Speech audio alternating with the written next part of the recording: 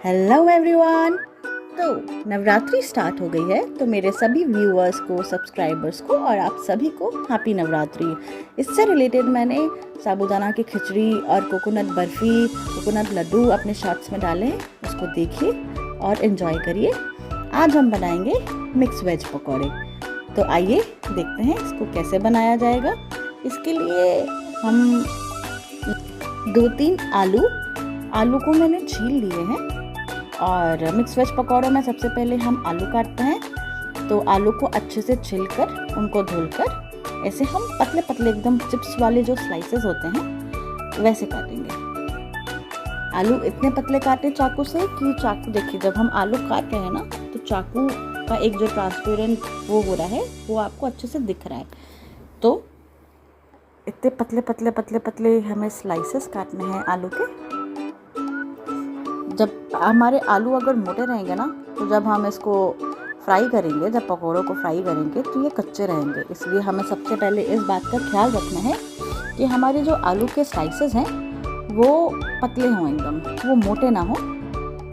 मोटे रहने से आलू कच्चे भी रहेंगे और मज़ा भी नहीं आएगा। जो क्रिस्पीनेस आना चाहिए पकौड़ों में वो क्रिस्पीनेस नहीं आएगी। तो आलू को हम 2 शेप में काटेंगे। एक तो ये हमारा जो नॉर्मल शेप है, इस नॉर्मल शेप में आलू को काट लेंगे।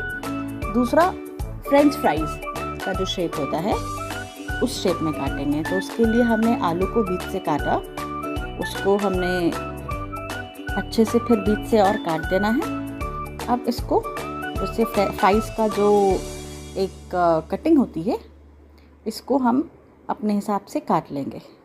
पहले इसके एजेस को हमें हटाना है, फिर हमें फ्राइज़ के शेप में इसको काट लेना है।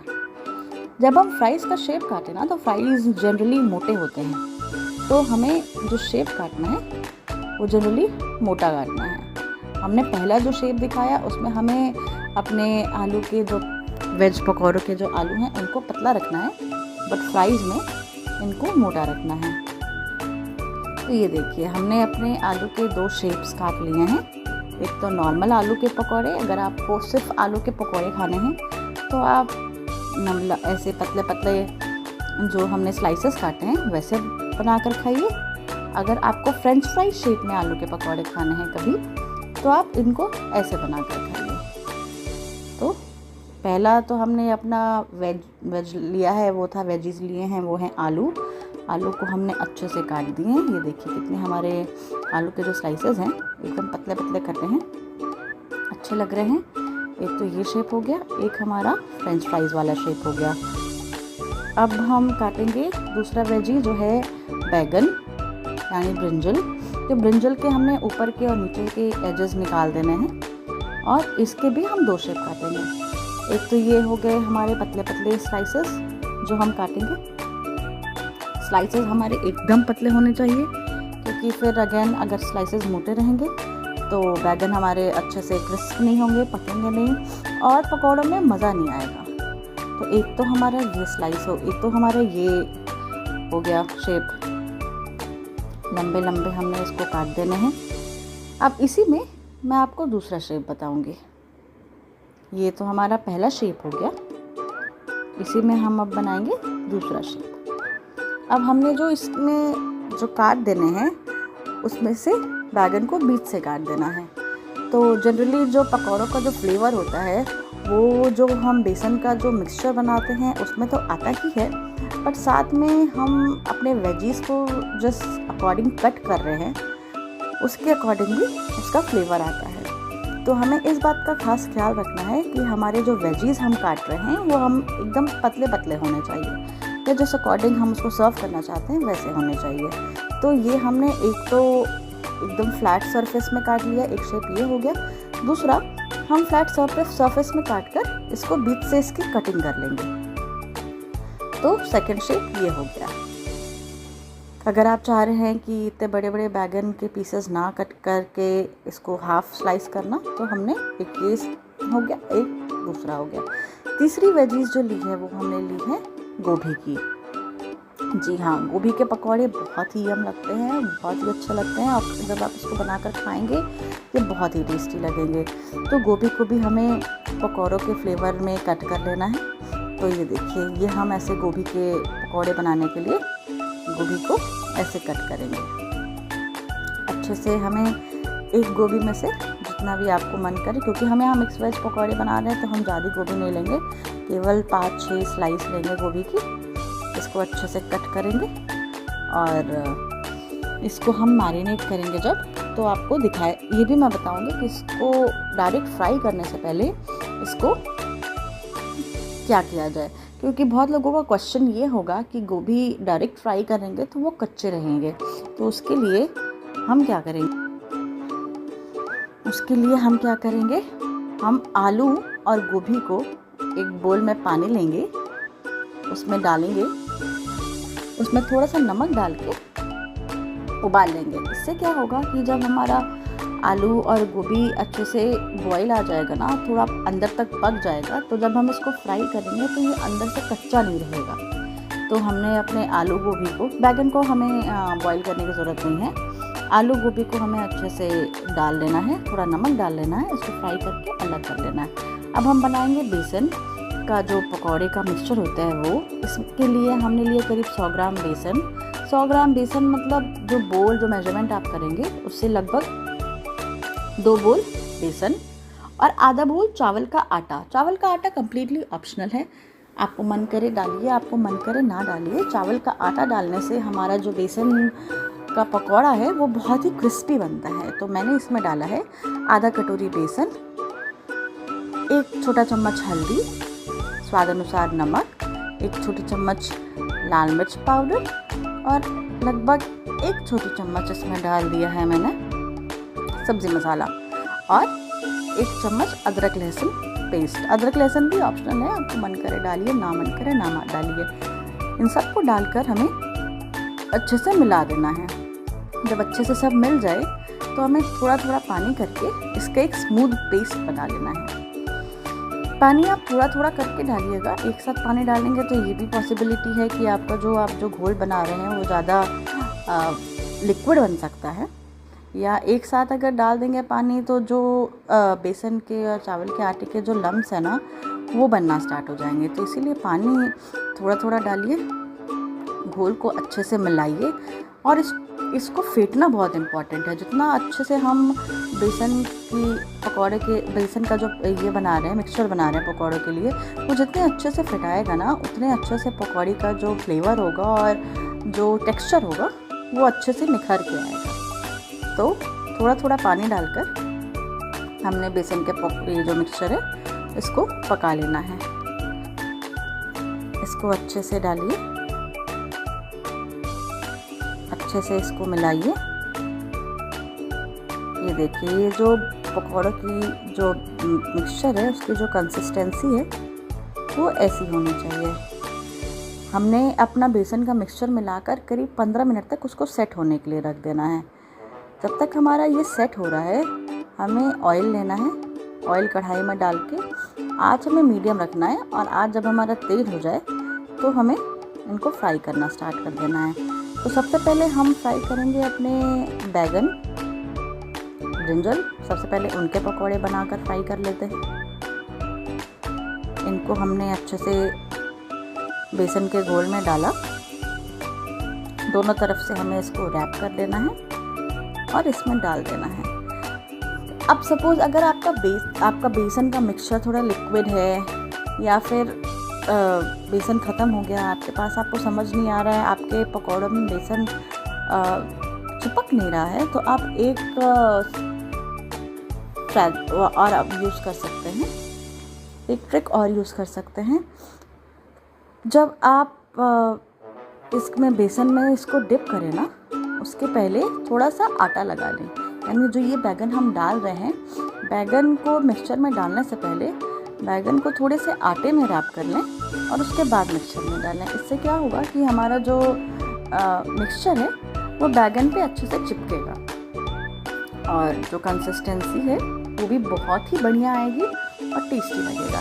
मैंने नहीं लगाया है क्योंकि मेरा जो मिक्सचर है एकदम परफेक्ट बना है। ये उन केसेस में है जहाँ पर आपको लगता है कि बेसन आपके अच्छे से मिक्सचर जो है आपके अच्छे से पकौड़े में चिपक नहीं रहे हैं, या आपके पास बेसन थोड़ा सा कम है और एंड टाइम पर कोई गेस्ट आ जाता है, बनाने के लिए कुछ नहीं है, तो उस टाइम पर कम बेसन में भी आप थोड़े से आटे को मिक्स करके अपने पकौड़े बना सकते हैं। ये बहुत ही अच्छे लगेंगे खाने में। तो ये हमने अपना फर्स्ट बैच निकाल लिया है, जो कि है हमारा बैगन। अब हम डालेंगे अपना दूसरा बैच। दूसरे बैच में हम डालेंगे गोभी का पकौड़ा। अच्छे से सेम हमें ट्रिक यूज़ करना है, अच्छे से इसको रैप करना है बेसन के मिक्सचर में। बेसन के मिक्सचर में अच्छे से इसको रैप करिए। कितने अच्छे से हमें अच्छे से चारों तरफ से इसको रैप करना है और इसको ऑयल में डाल देना है। ये सारे पकौड़े डीप फ्राई होते हैं तो ही अच्छे लगते हैं, क्योंकि गोभी हमारे और आलू और गोभी हमारे हमने पहले ही बॉईल कर लिए थे, तो हमें इसके लिए धीमी आंच पे पकाने की ज़रूरत नहीं है। तो आज हमें मीडियम से तेज़ के बीच में रखनी है, क्योंकि हमारे गोभी ऑलरेडी पक चुके हैं। इसके लिए हमें आंच अपने धीमी रखने की ज़रूरत नहीं है। बेसन को इनिशियली धीमी आंच पर पकाएं और जब बेसन एक साइड से हो जाए तो आंच अपनी तेज कर लें। ये देखिए हमारा गोभी का पकौड़ा इतना अच्छा लग रहा है देखने में, और खाने में उससे भी ज़्यादा अच्छा लगेगा।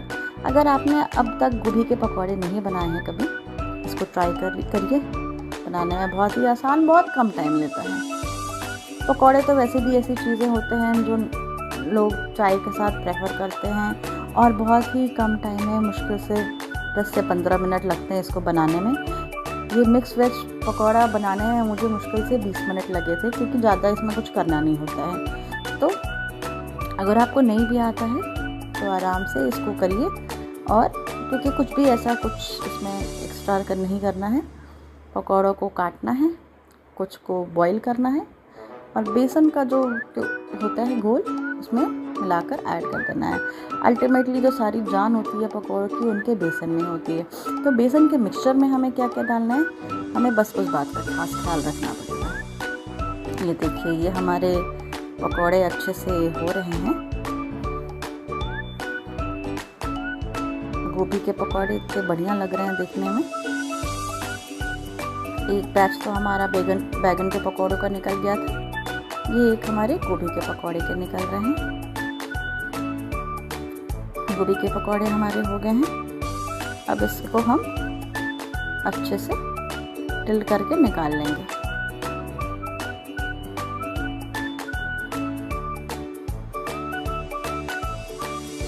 ये देखिए पकौड़े हो गए हैं हमारे। अच्छे से इसको हम टिल्ट करके एक्सेस ऑयल निकाल के इसको हम छान लेंगे। बहुत ही बढ़िया और बहुत ही सुंदर लग रहे हैं देखने में। ये देखिए हमारे पकौड़े बैगन के, गोभी के बहुत ही यम लग रहे हैं। हमने इसी तरह अपना दूसरा बैच को डाला है। दूसरा बैच हमारा जब हो गया है तो हमने उसको भी छान कर निकाल दिया है। ये देखिए कितने यम लग रहे हैं हमारे पकौड़े। अब हम बनाएंगे हमारे जो आलू के फ्लेवर्स हैं। अब आलू में हमने 2 कटिंग कर रखा था, तो पहले जो हमारे फ्लैट कटिंग्स हैं हम उनको करेंगे फ्राई।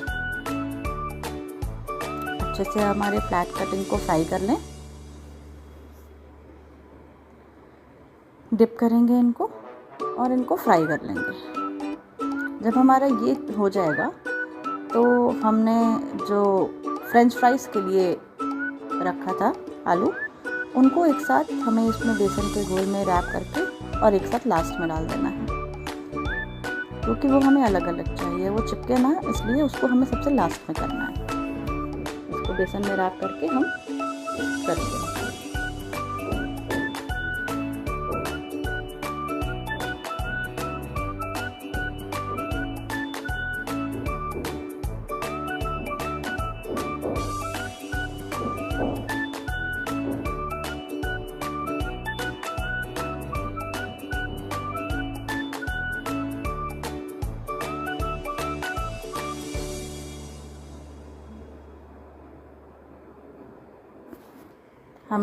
हमने जो फर्स्ट बैच था हमारा आलू का, उसको निकाल देना है। और इन द मीन वाइल हमने जो फ्रेंच फ्राइज़ के बेसन के पकौड़े में जो डिप किया था, हमने उसको डाल देना है।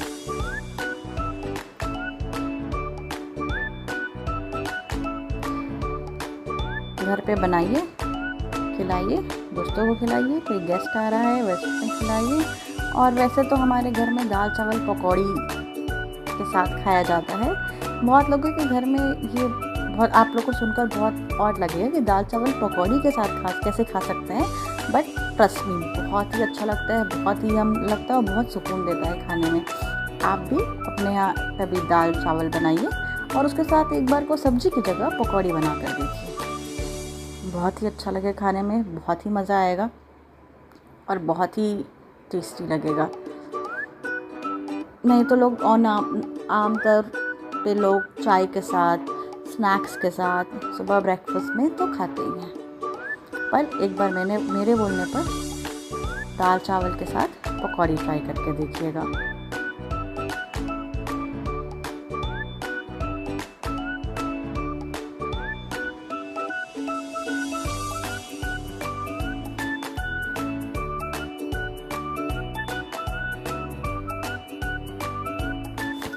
तो सबको सर्व करिए और एंजॉय करिए। Have a happy day.